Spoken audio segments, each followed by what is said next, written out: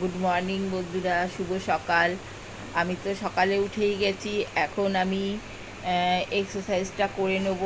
আর তো তোমাদের সঙ্গে একটু কথাও বলে নিলাম।